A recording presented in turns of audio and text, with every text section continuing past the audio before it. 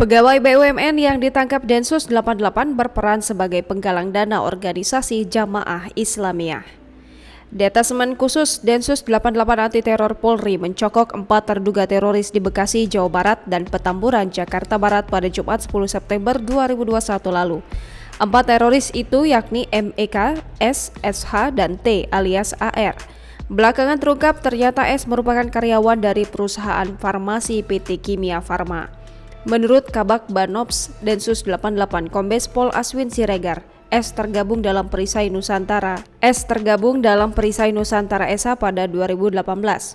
Perisai Nusantara SA merupakan sayap organisasi Jamaah Islamiyah dalam bidang advokasi.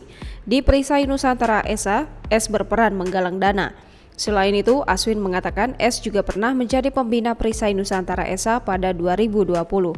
Dia juga tergabung dalam Toliah Jabodetabek, di mana Toliah merupakan bidang pengamanan orang dan aset milik Jamaah Islamiyah.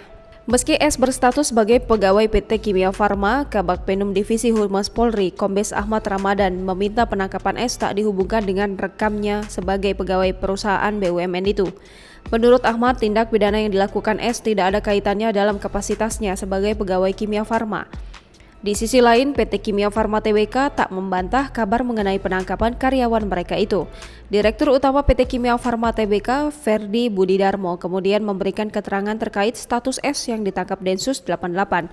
Menurutnya, perusahaan sudah memberlakukan skorsing dan pembebasan tugas sementara waktu selama menjalani pemeriksaan oleh pihak yang berwajib terhitung sejak 10 September 2021. Namun jika yang bersangkutan tidak terbukti bersalah atas dugaan terlibat dalam jaringan terorisme, Ferdi memastikan Kimia Farma akan mendukung pemulihan nama baiknya.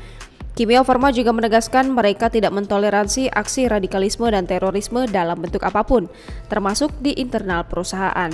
Selain S yang disebut merupakan penggalang dana bagi organisasi Jamaah Islamiyah, polisi juga menangkap tersangka berinisial T alias AR. Ia adalah tokoh senior di Jamaah Islamiyah. T adalah mantan narapidana teroris pada 2004 silam.